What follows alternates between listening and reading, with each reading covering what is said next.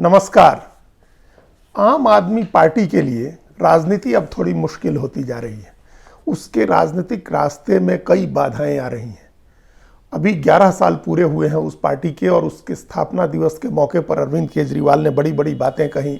उन्होंने कहा कि आम आदमी पार्टी के कार्यकर्ताओं और नेताओं के ऊपर 250 फर्जी मुकदमे किए गए, लेकिन पार्टी का कारवां आगे बढ़ता गया, वगैरह वगैरह। उन्होंने बहुत सारी बातें कही इसको लेकर के, अपनी पार्टी के 11 साल के सफ़र को लेकर के। और ये सचमुच एक बड़ी उपलब्धि है कि 11 साल में उस पार्टी को राष्ट्रीय पार्टी का दर्जा मिल गया। तो ये एक उपलब्धि है, और 2 राज्यों में उसकी सरकार भी है। 2 राज्यों में वो महत्वपूर्ण ताकत है, अच्छा खासा वोट लेकर के। लेकिन अब उसके रास्ते में कुछ बाधाएं आ रही हैं, और वो बाधाएं ऐसी हैं जिनसे आम आदमी पार्टी के राजनीतिक विकास का, उसके पॉलिटिकल ग्रोथ का की संभावना कम हो जाती है। चाहे अरविंद केजरीवाल कितने भी उपाय करें, अभी ऐसा नहीं लग रहा है वो कुछ नए उपाय कर रहे हैं। वो तमाम उसी पुराने उपायों पर, पुराने रास्ते पर या अपने पुराने एजेंडे पर अटके हुए हैं जिससे उन्होंने राजनीति शुरू की थी। तो अब 2-3 कारण हैं मूल रूप से जिसकी वजह से आम आदमी पार्टी के रास्ते में मुश्किल आ रही है। पहला कारण तो ये है कि जो वादा करके, जिस तरह के कामकाज का वादा करके पार्टी सत्ता में आई थी, उसमें वो एक्सपोज हो रही है, उसमें उसकी पोल खुल रही है। ऐसा लग रहा है कि जिसको वॉक द टॉक बोलते हैं वो नहीं हो रहा है। पार्टी जो वादे कर रही है वो पूरे नहीं कर पा रही है। दूसरा कारण ये है कि जिस एजेंडे पर आम आदमी पार्टी आई थी, या जिसको अपनी आइडियोलॉजी बनाया था आम आदमी पार्टी ने, ये कहा गया था कि वो पोस्ट आइडियोलॉजी पार्टी है, विचारधारा से के बाद की पार्टी है, और उसकी विचारधारा के नाम पर सिर्फ गवर्नेंस है। तो गवर्नेंस के नाम पर उस पार्टी ने जो एजेंडा अपनाया था, वो एजेंडा बाकी सारी पार्टियों ने अपनाना शुरू कर दिया है। और तीसरा कारण यह है कि धारणा के स्तर पर भी एक्सपोज हुई है पार्टी। जो उसके बारे में परसेप्शन बना था, जो धारणा बनी थी, वो धारणा भी अब टूट रही है। तो सबसे पहले जो धारणा टूट रही, जो परसेप्शन है, उस पर चर्चा करते हैं। आम आदमी पार्टी के बारे में 2 धारणाएं मूल रूप से बनी थी। जो पार्टी जब शुरू हुई थी, और इंडिया अगेंस्ट करप्शन, उसके पहले पार्टी के पहले का जो स्वरूप था, जो इसका पूर्ववर्ती रूप था, इंडिया अगेंस्ट करप्शन, जिसने अन्ना हजारे का आंदोलन लीड किया था, और जिसकी वजह से, जिस आंदोलन की वजह से केंद्र की मनमोहन सिंह की सरकार चली गई थी और कांग्रेस बुरी तरह से पिटी थी 2014 के चुनाव में। वो धारणा, वो उस आंदोलन के साथ 2 धारणाएं बनी थी केजरीवाल को लेकर के। जो उन्होंने पहली धारणा बनी थी ये कि वो ईमानदार राजनीति करने आ रहे हैं, राजनीति को बदलने आ रहे हैं। और दूसरी धारणा जब पार्टी बनी और उन्होंने अपनी पार्टी का नाम रखा आम आदमी पार्टी, तो उन्होंने खुद बनाई, जिसमें उन्होंने कहा कि ये पार्टी, इस पार्टी के नेता आम लोगों की तरह रहेंगे, आम लोगों की तरह राजनीति करेंगे, और बड़े बंगलों में नहीं रहेंगे, बड़ी गाड़ियां नहीं लेंगे, सुरक्षा का तामझाम नहीं लेंगे। तो ये 2 बातें उन्होंने अपनी पार्टी और अपने बारे में धारणा बनाई थी, 2 तरह की, ईमानदार और सहज आम आदमी की तरह रहने वाले नेता।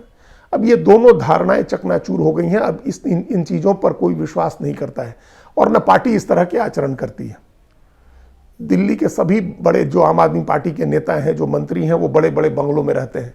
अरविंद केजरीवाल के बारे में खुद ये खबर आई थी कि उन्होंने कई बंगले तुड़वा करके अपने लिए एक बंगला बनाया है, जिसके रेनोवेशन पर, जिसके मरम्मती और रख रखाव पर 50 करोड़ रुपए के करीब खर्च हुए हैं। उसकी जांच भी हो रही है, और वो खुद चलते हैं, तो कई गाड़ियों का काफिला चलता है। अब उनके लिए रूट लगते हैं, उनको सुरक्षा मिली हुई है, और उनके पार्टी के कई नेताओं को दिल्ली और पंजाब दोनों की सुरक्षा मिली हुई है। उनकी पार्टी के एक राज्यसभा सांसद हैं राघव चड्ढा, वो टूथ एंड नेल से हाई कोर्ट, सुप्रीम कोर्ट में लड़ रहे हैं ताकि पंडारा रोड का टाइप 7 का बंगला बचा ले। पहली बार के एमपी हैं, लेकिन उनको टाइप 7 के बंगले में रहना है, इसकी लड़ाई वो लड़ रहे हैं। Z+ सिक्योरिटी लेकर के चलते हैं, पंजाब और दिल्ली की सुरक्षा मिली हुई है, भगवंत मान को भी और दूसरे कई लोगों को भी। तो वो जो आम आदमी की तरह रहने का मामला था, वो मामला अब खत्म हो गया है। अब पार्टी भी नहीं कहती है, लोग भी उस पर अब यकीन नहीं करते हैं। जो भ्रष्टाचार कट्टर ईमानदार पार्टी होने का था, उसकी पोल काफी पहले खुलनी शुरू हो गई थी। अरविंद केजरीवाल ने अपनी राजनीति शुरू की थी तो 28 नेताओं की एक सूची पड़ी थी प्रेस कॉन्फ्रेंस में खड़े होकर के कि ये 28 देश के सबसे भ्रष्ट नेता हैं। उन पर तरह तरह के आरोप लगाए थे, और अब उन तमाम लोगों से वो कई बार माफ़ी मांग चुके हैं, और अब उन्हीं लोगों के साथ राजनीति करते हैं, उनके साथ मंच पर जाते हैं, उनसे गले मिलते हैं, उनके साथ तालमेल करते हैं। तो वो जो ईमानदार राजनीति की शुरुआत थी वो काफ़ी पहले डायलूट हो गई थी। और उसके बाद नई शराब नीति को लेकर के जो मुकदमा हुआ, जिसमें उनके उप मुख्यमंत्री रहे मनीष सिसोदिया जेल में है, उनके राज्यसभा सांसद संजय सिंह जेल में है, जिसकी जांच की आंच खुद उन तक पहुंची हुई है, उनको भी ईडी ने पूछताछ के लिए बुलाया है। तो उससे भी एक परसेप्शन बदला है। उनके एक मंत्री थे सत्येंद्र जैन, वो लंबे समय तक जेल में रहे, हवाला के मामले में जेल गए थे। तो ये सारे मामले आप ये कह करके नहीं अपनी जान बचा सकते हैं कि राजनीतिक बदले की भावना से केंद्रीय एजेंसियां कार्रवाई कर रही हैं। अरविंद केजरीवाल के अपने पंजाब के मंत्री को अपनी ही पंजाब सरकार की एजेंसी ने पकड़ा रिश्वत लेते हुए। तो आप ऐसे लोग आए हैं आम आदमी पार्टी की भी पॉलिटिक्स में, और पार्टी भी वही पॉलिटिक्स कर रही है जो सब लोग करते हैं, जो बाकी सारी पार्टियां कर रही हैं। तो ईमानदारी का सवाल और आम आदमी पार्टी की तरह रहने, आम आदमी की तरह रहने का मामला, ये जो दोनों धारणाएं थी वो दोनों धारणाएं टूट गई हैं। और इन दोनों अकाउंट्स में, इन दोनों पैमानों पर आम आदमी, दिल्ली का आदमी और देश का आदमी ये मानने लगा है कि ये भी एक दूसरी पार्टी है। जैसे बाकी सारी पार्टियां इस देश में हैं, वैसी एक पार्टी ये भी है। इसमें इसकी जो एक्सक्लूसिविटी थी अरविंद केजरीवाल की और उनकी राजनीति की, वो खत्म हो गई है। अब दूसरी बात है जो मैं कामकाज का, कि कामकाज को लेकर के जो धारणा थी इस सरकार की, जो इन लोगों ने कहा था कि हमारा मॉडल सिर्फ गवर्नेंस का है, हालांकि उस गवर्नेंस में भी कुछ ऐसा गवर्न करने को नहीं था इस पार्टी के पास और इस सरकार के पास, दिल्ली सरकार के पास। क्योंकि दिल्ली में प्रशासन का बड़ा हिस्सा तो केंद्र सरकार का है और राज्यपाल सरकार चलाते हैं, तो इसलिए गवर्नेंस के लिए, गवर्न करने के लिए बहुत कुछ नहीं था। लेकिन जो था उसमें भी पार्टी अपनी छाप नहीं छोड़ सकी।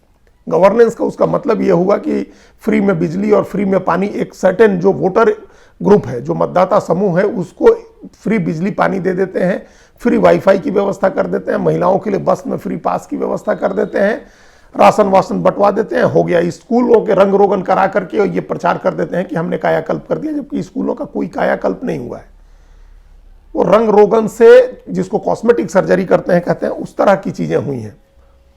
और हेल्थ के सिस्टम में तो सब देख ही रहे हैं कि उनके अपने भी तमाम लोगों का इलाज जो है प्राइवेट हॉस्पिटल्स में होता है। तो उसमें भी, उस अकाउंट पर भी कुछ ज़्यादा नहीं हो सका। लेकिन जो पार्टी एक्सपोज हुई, आम आदमी पार्टी की सरकार जो एक्सपोज हुई है, वो पोल्यूशन के मसले पर हुई है।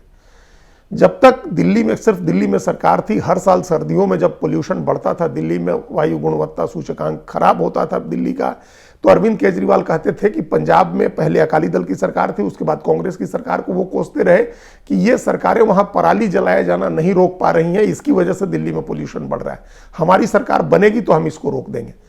लेकिन उनकी सरकार बनने के बाद ये दूसरी सर्दियां चल रही हैं। पिछले साल नवंबर में भी वही हालात थे जो इस साल नवंबर में हुए, पहले से ज़्यादा खराब हो गई। इस साल नवंबर में 10 से ज़्यादा दिन, या लगभग 10 दिन सीवियर कैटेगरी में रहा AQI दिल्ली का, एयर क्वालिटी इंडेक्स में सीवियर क्वालिटी कैटेगरी में रही हवा की गुणवत्ता, यानी 400 से ऊपर AQI रहा।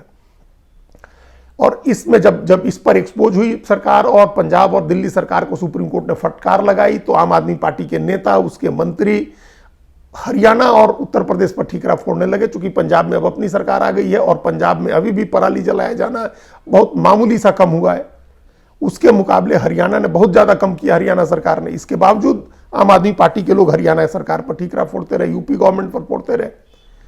तो ये बात भी लोगों ने देखी कि ये सिर्फ कहने की बातें हैं। जो दिल्ली में लगा वो स्मॉग टावर लगाने की बात थी, जो कनॉट प्लेस में लगाया गया कि स्मॉग टावर लगाएंगे और उससे दिल्ली की हवा साफ हो जाएगी, तो वो फेल हो गया, पूरा वो प्रयोग ही फेल है। दिल्ली में 47,000 स्मॉग टावर लगाने पड़ेंगे। जिस तरह का परफॉर्मेंस रहा है कनॉट प्लेस के स्मॉग टावर का, 100 मीटर की दूरी में सिर्फ हवा साफ होती है, ज़्यादा से ज़्यादा 200 मीटर तक। 47,000, एक अध्ययन के मुताबिक 47,000 स्मॉग टावर लगाने पड़ेंगे। लगाने और चलाने का, संचालन का कॉस्ट 10 लाख करोड़ रुपए का होगा, तो वो संभव ही नहीं है। तो इस तरह के झूठे बड़े बड़े वादे थे जो पूरे नहीं हुए। उसी तरह से जमुना की सफाई का रहा, ये लगातार दूसरी बार हुआ छठ का मौका पंजाब में इनकी सरकार बनने के बाद, कि लोग झाग वाले पानी में खड़े होकर के, इतना गंदा पानी जमुना का था, उसमें खड़े होकर के लोगों ने छठ का अर्घ्य दिया। उस समय जरूर दिल्ली सरकार ने कहा था कि हम साफ करा देंगे छठ के लिए, लेकिन वो भी नहीं साफ करा पाए लोग, और उसमें भी गंदे पानी के लिए हरियाणा और दिल्ली सरकार, उत्तर प्रदेश सरकार को जिम्मेदार ठहराते रहे। तो पोल्यूशन से लेकर के दूसरे कई अकाउंट में सरकार, वो जो आम आदमी पार्टी की सरकार है, वो एक्सपोज हो गई है। जो तीसरा कारण है जिससे राजनीति की राह मुश्किल होगी, वो कारण ये है कि जो फ्री में बांटने का जो आइडिया लेकर के आए थे अरविंद केजरीवाल, लेकर के आए नहीं थे, आइडिया मूल रूप से उनका नहीं था, ये आइडिया तो दक्षिण के राज्यों में काफ़ी दिनों से चल रहा था, उसको दिल्ली में पहली बार से देश के केंद्र में उन्होंने लागू किया था, उसको अब सारी पार्टियों ने उस एजेंडे को पकड़ लिया है। पहले तो बीजेपी की तरफ से, प्रधानमंत्री की तरफ से कहा गया कि ये मुफ्त की रेवड़ी है और देश की और राज्यों की अर्थव्यवस्था बिगड़ेगी, लेकिन अब सारी पार्टियां उसी तरह के वादे कर रही हैं। भारतीय जनता पार्टी ने भी अपने तमाम जो अभी 5 राज्यों के चुनाव हो रहे हैं वहाँ लोगों को नगद पैसे देने और मुफ्त में सेवाएं सुविधाएं देने की घोषणा की है। उत्तर प्रदेश, ये मध्य प्रदेश में तो सरकार ने चुनाव के 2-3 महीने पहले लाडली बहना योजना के तहत 1250 रुपये नगद डालना शुरू कर दिया महिलाओं के खाते में और कहा है कि सरकार बनेगी तो हम 1500 रुपये डालेंगे। तेलंगाना में कांग्रेस पार्टी ने वादा किया है कि हम 2500 रुपये डालेंगे महिलाओं के खाते में, हमारी सरकार बनेगी तो। फ्री बिजली के वादे सब कर रहे हैं, अनाज सब फ्री में दे रहे हैं, तो कहीं लैपटॉप देने के वादे हैं, कहीं स्कूटी देने का वादा किया जा रहा है, कहीं स्मार्टफोन दिया जा रहा है, महिलाओं को बसों में फ्री यात्रा कराई जा रही है, तमाम लोगों को मुफ्त में तीर्थ यात्रा कराने के वादे किए जा रहे हैं और ये वादे सारी पार्टियां कर रही हैं। तो उस मामले में भी जो एक्सक्लूसिविटी थी आम आदमी पार्टी की, जो उनका ट्रम्प कार्ड था कि हम मुफ्त में चीज़ें बांट करके और नगद पैसा बांट करके और वोट ले लेंगे लोगों का, वो भी खत्म हो गया, वो एडवांटेज भी अब खत्म हो गया। अब सारी पार्टियां उस तरह की पॉलिटिक्स कर रही हैं और ये संयोग की जब ये सारी पार्टियां जब उस एजेंडे को कॉपी कर रही थी, उस तरह के काम कर रही थी, तो अरविंद केजरीवाल ने कोई नई चीज़ नहीं तलाशी, कोई नया एजेंडा नहीं तलाशा, कोई नया दाव उनके पास नहीं दिख रहा है जिससे वो एकदम नई चीज़ लेकर के आए, चौंकाएं और फिर वोट ले लें। तो ये 3 चीज़ें हैं। एक, जो उनका एजेंडा था, कोर एजेंडा था, जो ट्रम्प कार्ड था, वो अब कॉमन हो गया, सारी पार्टियां वो पॉलिटिक्स कर रही हैं। कामकाज के दम पर जो वो वादा कर रहे थे, जो दावा कर रहे थे कि हम सबसे अच्छा शासन चलाएंगे, वो एक्सपोज हो गया। शासन का मॉडल वैसा ही है जैसा बाकी पार्टियों की सरकारों का है कि कहना कुछ है और करना कुछ है, जो कहना है वो नहीं करना है, या जो वादे किए वो नहीं पूरे होने हैं। और तीसरा, धारणा के स्तर पर जो ईमानदार सरकार और अच्छा आम आदमी की तरह रहने का, ये इन दोनों मामलों में परसेप्शन भी प्रभावित हुआ, ये दोनों धारणाएं भी टूटी हैं। इसलिए आगे की राह मुश्किल होती जा रही है आम आदमी पार्टी के लिए।